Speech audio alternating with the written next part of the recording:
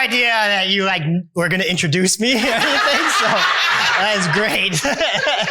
I would have to say who I am then. That's great. Yeah. So, Steven was like, how am I going to talk about e-bikes for 20 minutes, right?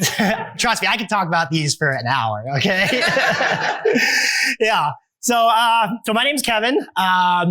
You see there, there's my picture there. I paid $5 for that for some guy on Fiverr back in 2016. That was a great investment because that is still my picture on my website. So that was back when I was like a suit wearing guy though. So that's why I'm like that. But yeah, so today's topic is going to be about e-bikes and why I think they might be the best investment you ever make. Okay. This is a topic about, this is CampFI. We talk about money. We talk about financial independence. I think that this is a topic that people don't think about a lot, our transportation that we use. So here is where we are now. And this is actually, if you guys saw me, I biked here from near downtown Minneapolis. That is the route I took, 38 miles. Okay. It says it takes 3 hours and 15 minutes. It didn't because I used the e-bike. And so I'm going fast. This was great because about half of this was just like a protected, like it's separate rail trail all the way up to here. So while everyone else is driving on the highway and whatever, I was really enjoying myself. And when people think about like, oh, let's just talk about the big three expenses because this is when we talk about expenses with, financial independence, these are kind of the big three that people talk about. We talk about housing, which everyone knows, keep housing costs low. You can do a lot with it. And we don't talk as much about transportation and food. Transportation, though, is the one that you can see is, I got this online here. It's from Department of Bureau and Labor Statistics, all that. That's the monthly cost the average household spends on transportation, $819 a month. That is a lot of money. I mean, you know, it's the second highest cost for people. And so when you think about biking, financial independence, you know, what's FI about, right? Gaining freedom, controlling our life, you know, being more efficient with our things and what we're doing and, you know, doing what we enjoy. Bikes do all this stuff, right? There's no license, no insurance, no registration. You go anywhere, low cost. They are great. Okay. A car is like, as much as we think cars are like freedom or whatever, they're not. They are expensive. They require you to do a lot of stuff with the government and whatever. And you're driving on these streets with traffic. With the bike, I go anywhere I want. I love it. This is what most people think biking is if you're a biker, right? And I always hate this type of biking. Like, no offense to anyone who is this style of biker. I find it very intimidating and it's, you know, it treats biking as recreation, which is fine, but it doesn't think of biking as much as transportation. I own no spandex or Lycra or anything. Okay. I have been a bike commuter. Thank you. Yeah. When I biked that 38 miles here, I wore this clothes, okay? Clothes like this. And I was wearing a hoodie. I was cold, okay? These are what I wore coming here. Kind of going back, I want to kind of talk about my biking history because I am not like some guy who was like born to bike, okay? I had to learn this stuff too. You know, 2013 is when I kind of started biking for real as a commuter. Before that, I've never had a car. I grew up in a city, so I was always in mass transit, that kind of stuff. 2013, I kind of got into the bike commuting world when I discovered kind of the Nice Ride, which is the bike share program we have in Minneapolis. If you live in a city, you probably have the same or something similar in your city. And so I didn't even own a bike. I was just borrowing these bikes. My commute was, 3 miles to go to work. I did the math on it based on like my subscription that I was paying for it. It was about 20 cents every time I was riding to work. And that was only if I used it for work, which I used it for other things too. 2016, I got a new job much farther away in St. Paul. And so that forced me to kind of go multimodal because I couldn't make that bike ride in the morning when I'm all tired and I'm like wearing a suit. Yeah. This is another important thing to talk about too, because I was working at a big law firm and I was biking to work in my suit, in my dress shirt, that kind of stuff. Okay. That's just like the kind of person I am. I would do that kind of stuff because I'm like weird. I like to try out different things. 2016, I couldn't do that. It was too far for me to bike it. So I would bike to the train station, bring the bike onto the train station, or I would use the nice ride system and park it right outside the station, go take the bike, and I would bike it home regularly because I didn't have to like rush home. 2019, I went to Dallas for a business trip, and I tried out the e-bike for the first time ever. Before that, I was like just using regular bikes, and the e-bike just blew my mind. I could not believe how far I could go, what I could do with it, like the freedom it gave me and how I could just hop on it and go anywhere, just like it was a car. So I bought my bike. When I got back from there, I bought an e-bike immediately because I just like could not believe it, how amazing it was. 2020, right at the beginning of the pandemic, we had a kid. Which for a lot of people, biking kind of like cars and kids kind of go together because how do you get a kid around, right? I still get my kid around solely by bike. I'm going to go talk about this more later in this presentation. But the kids was a thing that I had to think about because before biking, I'm a young single fit, or at the time I was a young, I was a young fit man. I could bike everywhere, right? Once you have to start carrying people around, it becomes a little bit something you have to think about. And most people won't even try to think about it. They'll just get a car and just do that. I opted to do something different. In addition to the way I was using a bike for commuting, I was also using it to do like these side hustles. I do all the gig economy apps you've ever heard of, DoorDash, Uber Eats, Grubhub. And I did all of that on a bike since 2015. I love it. It was just so fun. I know it's like a stupid thing. Some people think like, why do you waste your time doing it? I don't know. I just like biking around and exploring and doing that kind of stuff. And it's been lucrative. I mean, I've been tracking this stuff since 2016 on my blog, and I've made $150,000 in that time doing these like various little tiny gigs, right? It's a lot of money over this course of my time. So getting to the whole way we use bikes, right? Like most trips that we take are, if you kind of think about where you're going, how you're like moving about in your day to life, I bet you most of them are pretty short. You're going to the grocery store, you're going to post office, you're going to whatever. If you really look at it, most trips are like 1 to 3 miles, right? They're 5, 15-minute drives, these kind of things. These are the type of distances that are very easily covered by bike. The longer you go, the more of the speed advantage the car has. But when you're going shorter, that speed advantage really gets smaller. And the reason why all of us are driving all the time and doing this is because we live in a world that was made for this, right? This is like, it wasn't an accident. It was done on purpose. They did it this way.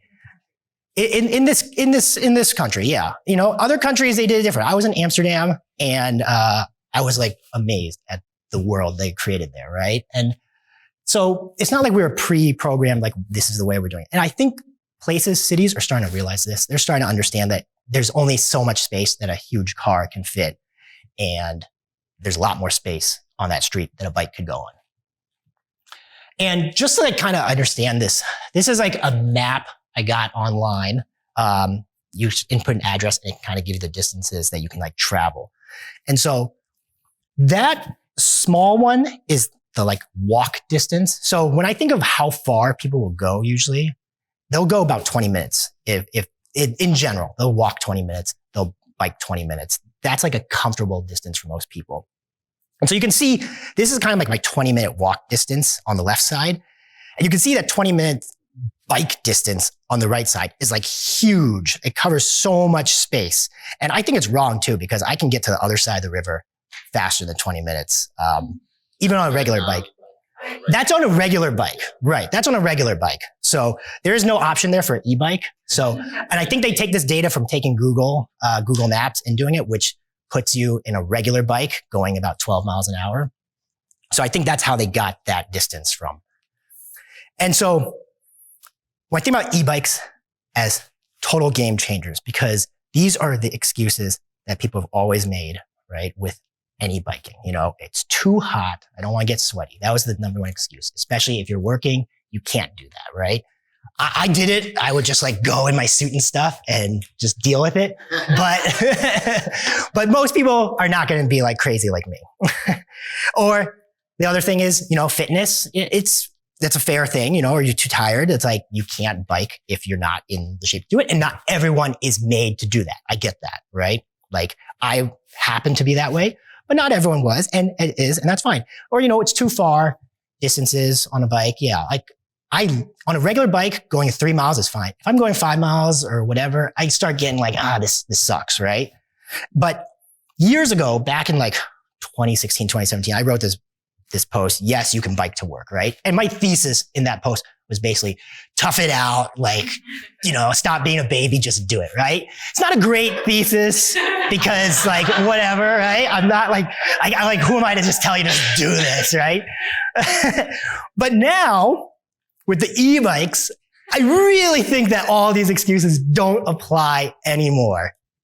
I biked here the 38 miles. I did not break a sweat. I was cold biking here, okay? So you're not going to get tired. I guarantee you will not get tired on an e-bike. You won't get hot. You won't get sweaty. And the distances are not going to be too far. On a regular e-bike, you're typically going to go about 18, 20 miles per hour. In a city, if you're driving a regular car, you're probably driving 20, 25 miles an hour. It's not that big of a difference, right? And here's what I mean. When you look at how far you can travel on an e-bike, I took this I had to kind of figure it out. I basically just doubled the distance. So I said, how far can you go in 40 minutes on a regular bike to get this, right? And I think this is a pretty accurate, but you can see I can go the entire city of Minneapolis on an e-bike in 20 minutes, okay? The whole city, like all the way from top to bottom in 20 minutes. The Mall of America, by the way, the airport, is right down here. I can bike there in 20 minutes. It takes me to drive there like 15 minutes. It's really not that different. Now we're going to get to the money part of this, right? E-bikes are expensive, right? And they're more expensive than a regular bike. Like then, you can buy a bike at Walmart, a regular bike for like $300. A regular cheapest e-bike, you're looking at about $1,000. Normal e-bike, $1,500, $1,200. And they're like real premium bikes. You can go like get a Mercedes, BMW of e-bikes if you want. Like the Urban Arrow. This is a bike I really want to get. And I'm probably going to get it, right? $7,000 sounds crazy. Okay.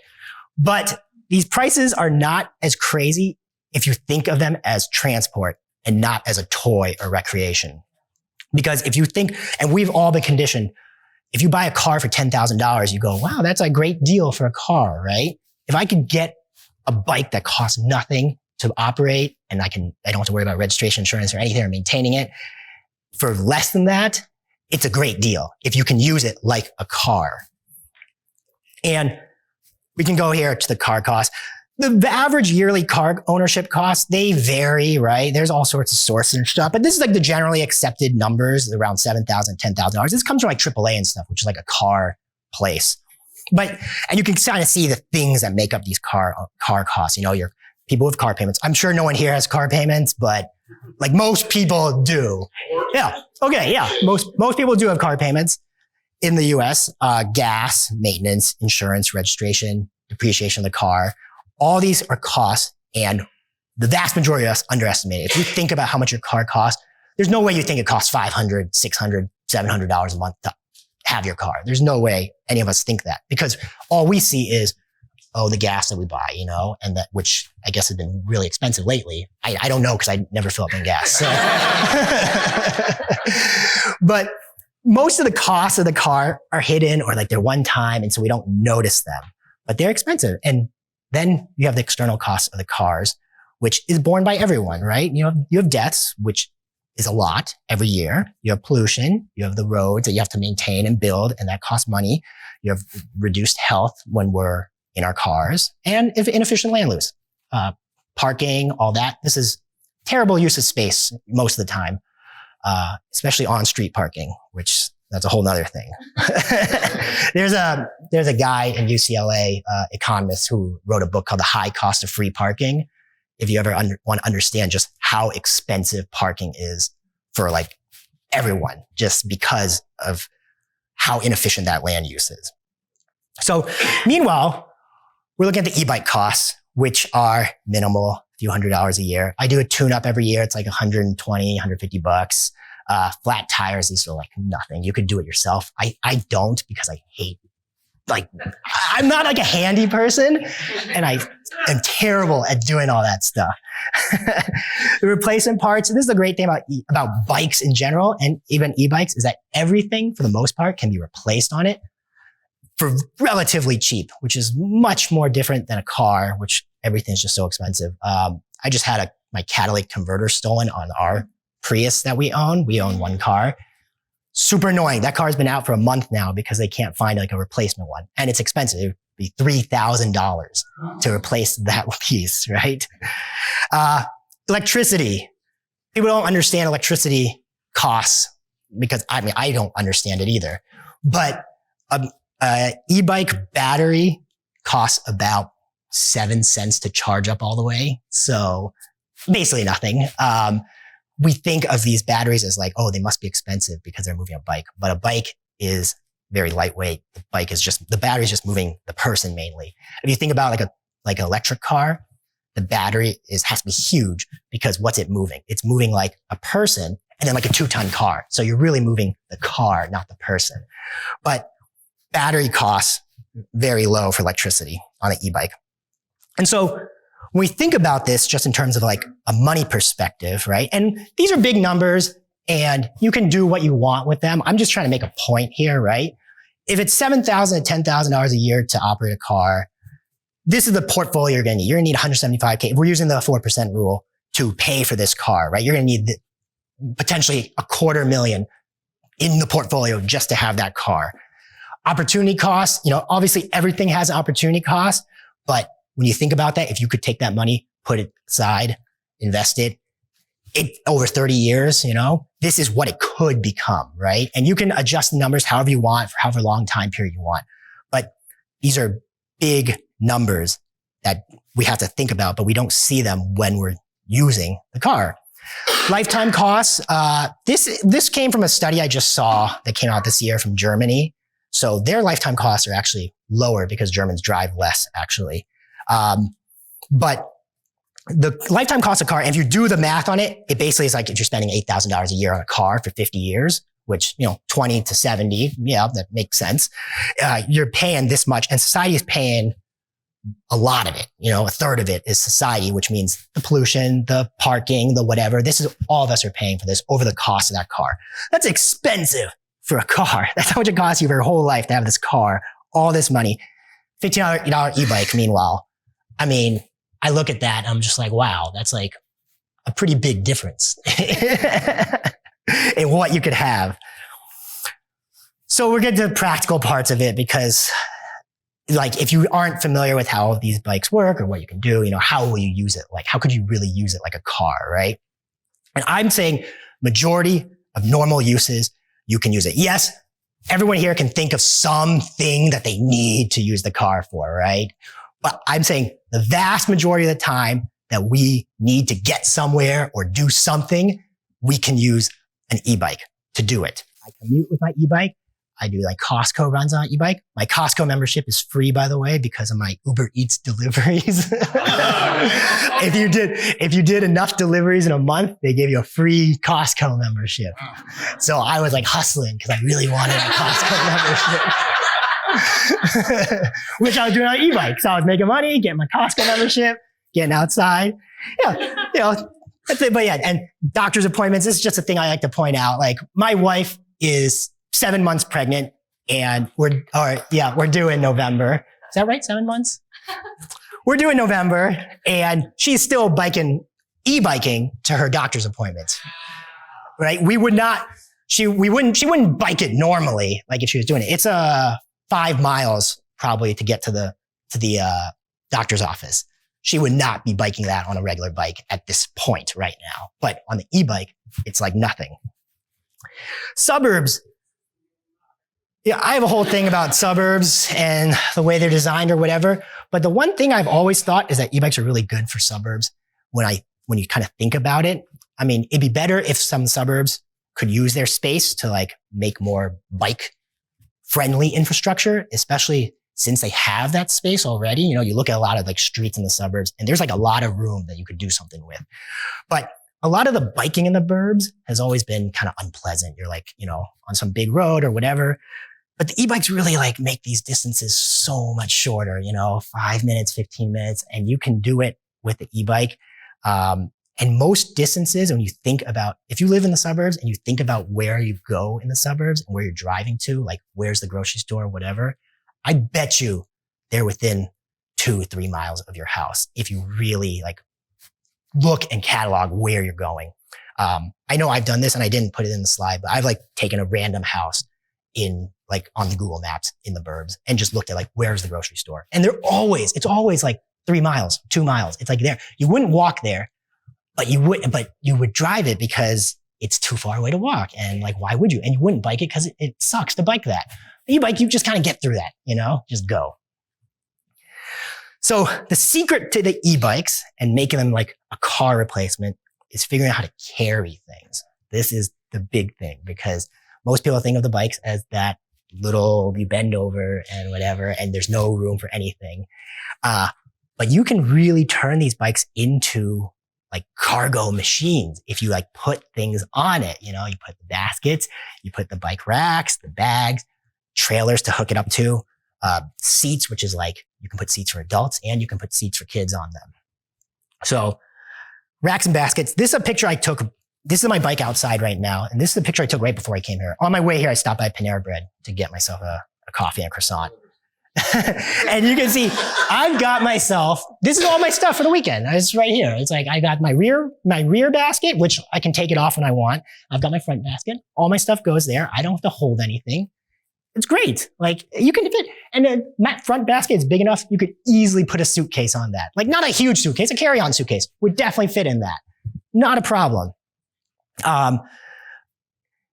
Trailers. So here's like some examples of this is my bike trailer I own. And these are pictures I took. On the left there, that was a rainy day. My kid is in that trailer, and he's totally dry. I'm the one soaked. He's completely dry and chilling. He's having no problems.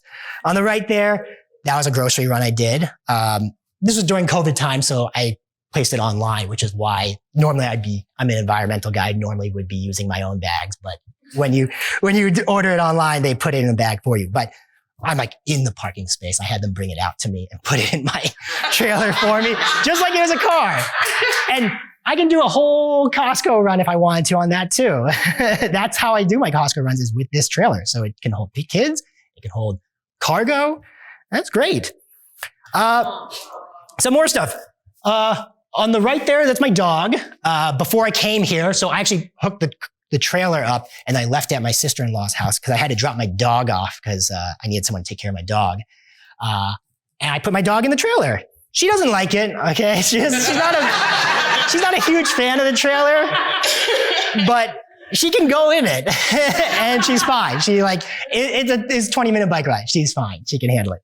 On the left there, that was us. That was me and my friend. We went golfing.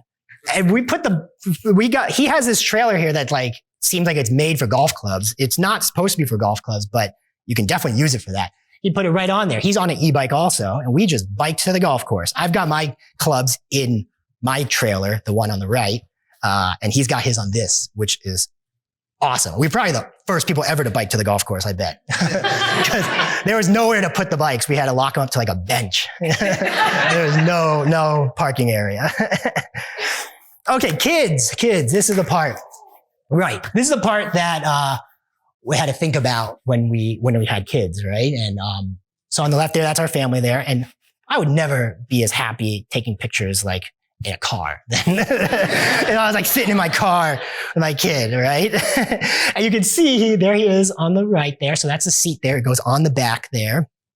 And this thing can hold, he could sit in it probably till he's like 5 years old if he wanted to. But once he gets older, he won't need the seat. He could just like sit on a seat on the back there with like some handlebars. But with the kids, you can get them around on it. And in terms of like the interaction that these kids get with the world, it's so much better than in a car. Like my kid loves it because, I mean, look at him. He's like out there. He can see. You'll notice this is winter here. There's snow, right? We are biking still in the snow. The kids there, you get to see so much because when my kid's in a car seat, he's looking at the back of the seat, like he can't see anything. there, he can see the whole world. My son, he's 2.5. He knows the directions. If I take a different route home, he says, no, that way. He knows. He would not know that in a car. There's no way. Yeah, parking. This is great. Like here is daycare. I just pulled right up to the door. I literally, and you can see there's someone else who biked also. I just love it. I just pull right up the front, pop them out. We walk through. I don't even have to think about anything. On the right there, that is parking at the Minnesota State Fair this year, which I cannot imagine driving, trying to figure out parking there because this was great. They had like entire area, like valet parking for bikes. You had to like, it was like a coat check. You had to, get like, they tagged your bike, gave you a thing so people couldn't steal them. And you still lock them up when you're there just in case, but it was like protected and guarded. And it was like right by the entrance. I just pulled right up in there. Doesn't cost anything. Lock my bike up. We go in. And there is no better feeling in the world than going past a huge line of cars. This thing stretched all the way down because you were trying to like pay for the parking and stuff. And I was just right there. So I have a video of that on Instagram of me going just like past all the cars in the bike when I'm in the bike lane and they're just like all stuck. So as another thing, so I talked about kind of how e-bikes can save you money with the, you know, if you replace the car with the e-bike. And the e-bike can also make you money. And I've been doing this for a long time, doing all these different side hustles. And you don't have to do this stuff. I find it fun. It's not a necessity by any means, but it works for me and what I like to do. So I have always done all this stuff on an e-bike. So the food delivery with these apps, the grocery delivery. Lately I get a lot of cat sitting requests in the neighborhood I live in. So that's where I like just go to someone's house and like feed their cat. And I always do the ones in my neighborhood, but it'd be like, 10 minutes for me to walk it, or it takes me 2 minutes to bike it. So I like to do these. Secret shopping. This is where I bike and get free food. And this is a whole thing. Photo audits. These are apps that are kind of funny ones where you take pictures like stuff and you get paid for them. They work great for a bike because you don't have to get out like of your car or like park and then like take the pictures. I can just like sit there and do it. So I have a list on my website of like all the gig economy apps I've like ever used. And I also like track all this information like in my monthly side hustle reports. So you ever want to get like ideas for things like, it might work for you, it might not. You pick and choose what works for you. But it's just like a way that my e-bike can also like earn me money. So it's an investment that can really pay for itself just like in actual active earnings if I want it to. And then once I pay it off, it covers the cost of the bike. This is a thing that I've thought about in the past, and I've written a post on this a while back called reverse latte factor. So, latte factor, the coffee, all that stuff. People have probably heard of that. And if you believe in that, you could take in the reverse and be like, well, if you earn this much in a day and put it away, what can that equal? Instead of trying to save that little bit. And you can see these amounts here, right? And there's not a lot. Like in the old days before like phones and gig economy and all this stuff, you probably couldn't do this. Like where are you going to find something that'll be like, I can do something for like $10 for like 15 minutes, right? You're not going to find that. But these days, there's so many ways you can do it. You can just like earn a little bit. So like I can go and do deliveries and you can make $15 in like half an hour doing deliveries. And if you have half an hour a day and you did this, you can see what it becomes if you just like took that time. So for me, at lunch every day, I like to go out and do the deliveries for like half hour, just see like what I make that day. And most of the time I'll make, because I do it around the University of Minnesota campus where it's super busy around the lunch hour. And so I'll make $30, $40 an hour just doing that on my bike, just going around. And the distances are short because these are college kids on campus. And it's way better on a bike because I'm just able to cut through everything. And if I put that money away, it will just compound and grow and grow. And so this is like kind of another opportunity cost of if you don't go out and try to do something to make a little bit more each day. So if you think in terms of this, like if you think in terms of big numbers, like I need to earn $1,000 a month, it sounds like a lot. But if you think in terms of I need to earn $30 in a day, that's very achievable for a lot of people, just given the technology in the world we live in now. So what is my e-bike worth? Yeah. So this is what I think. And, you can adjust the numbers however you believe, but this is how I think of my e-bike. I think it's worth, it could be up to $250K in my portfolio that I don't need, $1 million in opportunity cost by not having to operate that car, $1 million in side hustle income if I use it for that. And then, the fun and experience that I have with it, has no monetary value at all. That's just my life that I enjoy. So the final thoughts here, you can save this money, do whatever you want with that money. I don't care. Invest it, spend it, do whatever. But if you do these things, if you use the e-bike, if you think about it as a transportation, as like other ways to get around, you will have more money in the end of the year that you didn't know you had before. You can do whatever you want with that money. I use my bike for everything. You don't have to. You can use it some of the time, as much as you want, as little as you want, but you can try. And if you are skeptical about this and about the value of the e-bikes, the value of getting around in a way that's not like car in the normal way, just remember, we are all like crazy people. We do things differently than most. And there's no reason we need to do the transportation the same as everyone else. And yeah, and so these are just some of the recommended resources of things I like. Yeah. So YouTube, Not Just Bikes, is the largest like kind of urbanist YouTube, city planning type YouTube. Great thing. It's a guy who lives in Amsterdam. He has like amazing content. Strong Towns is a kind of urban planning. It's like a land use organization.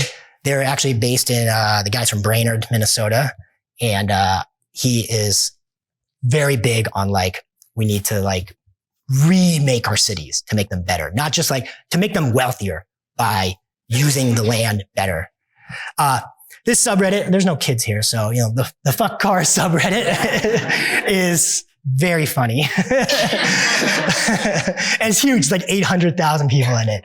And it's an amazing subreddit. It's just people who are like, and I want to make it clear, I'm not saying cars like should not be used, because I think I kind of come across as sometimes. I'm just saying that they don't need to be used for everything, which is what most of us are doing right now. We use it for every single trip, every single thing we need, even if we don't need to necessarily use that. And so I'm just saying, I do believe cars have value.